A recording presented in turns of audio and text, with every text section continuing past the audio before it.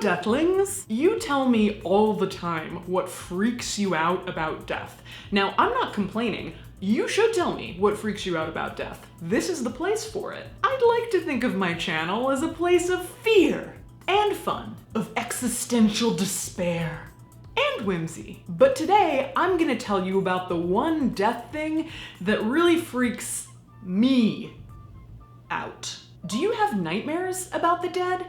If so, what are those nightmares?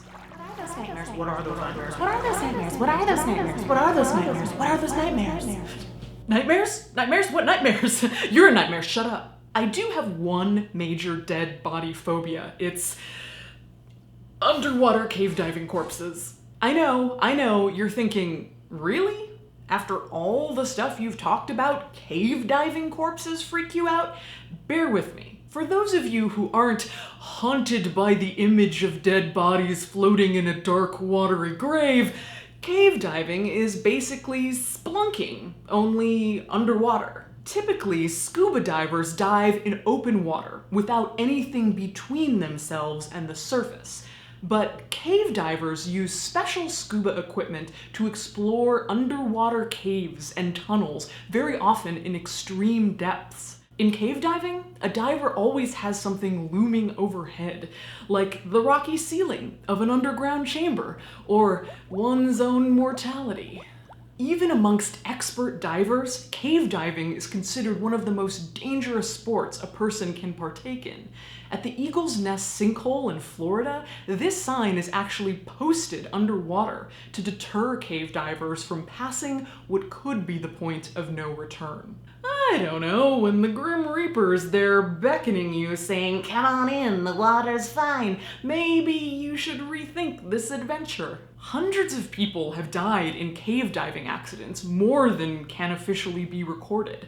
And not just inexperienced divers who ventured beyond their capabilities, but experts and instructors with thousands of hours of dive time logged. Exley, the man who literally wrote the book on cave diving and was a mentor to many cave divers, lost his life when diving in a freshwater sinkhole in Mexico. In fact, a lot of the deaths attributed to cave diving occur when experts are attempting to retrieve the corpses of cave diving victims.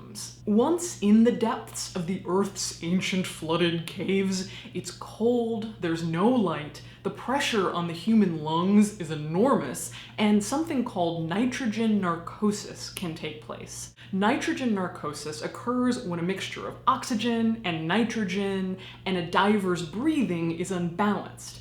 The deeper they go, the worse it gets, leading to a feeling of inebriation, euphoria, and lack of judgment. And that's when accidents can happen. With little to no visibility, especially if silt has been kicked up by flippers, divers can get disoriented and lost, sending them in the wrong direction.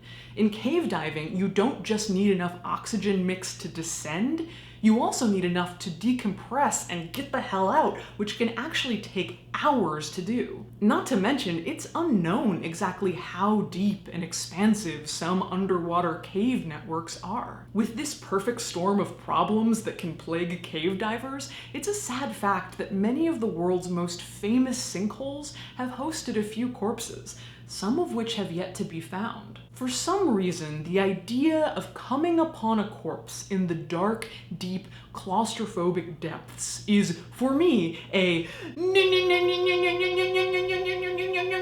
If a diver happens upon a corpse in an underwater cave, it's not as simple as just towing the corpse back up to the surface. Very often the corpse is partially buried or tangled in a line or wedged in a place that it can't easily be pulled free from. Like we talked about on Mount Everest, in many cases, leaving the dead behind is a matter of survival for the living. Let me now tell you the story that first led me to fully realize that the recovery of cave corpses is my least favorite thing in the world. Expert Australian diver David Shaw was diving in Bushman's Hole in South Africa at a depth of around 890 feet, aka the death zone. While he's down there, he discovers the dead body of fellow diver Dion Dreyer, whose corpse had been missing for 10 years. It had been assumed Dion would never be found, so David Shaw decides he wants to go back down there several months later and bring Dion up for his parents to finally have some kind of closure. It's a great idea. It's a great idea in theory. David Shaw finds Dion again during the retrieval mission, but when he tries to cut him free, he becomes entangled with the body. You see, the corpse was supposed to become negatively buoyant, but instead it floated. This was because, surprise, fats in the body had turned into a soapy substance called adipocere, or corpse wax, essentially a floating soap mummy. And once cut free from its harness, it floated. At one point, while Shaw wrestles with the corpse, its head actually comes off and bobs in front of his helmet camera for a moment. Wrestling with a swollen corpse just floating there in the watery darkness is creepy enough, but the story isn't over. David Shaw used up so much energy trying to settle down this floating body, and the pressure was so wildly high at these depths that he suffered respiratory failure and also died. So now there are 2 corpses down there. In a strange twist of fate, a few days later, Shaw's body was found on the roof of the underwater cave, and below him was Dion Dreyer, floating in the glow of his flashlight. So awful as this was, he was able to bring Dion Dreyer back to his parents. So now you know, Deathlings, that's my kryptonite. Exploding corpses? Bring 'em on! Bog bodies? Yes, please. Meeting an unexpected corpse in an underwater cave? Nope. What are your corpse or death-related phobias? Tell us in the comments and we can all have night terrors together. Okay, for the record, I would gladly tend to the body of a recovered cave diver on land, of course. I just don't want to encounter one in the wild. I'd like to take this opportunity to remind you about my book. It's coming out in less than a month now.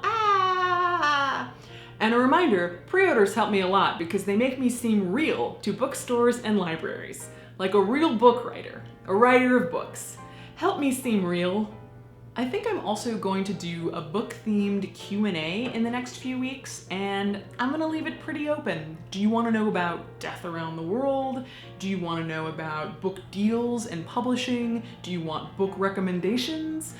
Leave those in the comments. Thumbs up other people's questions that you like, and I'll base that video off you guys and what you want. Year of content. This video was made with generous donations from death enthusiasts just like you.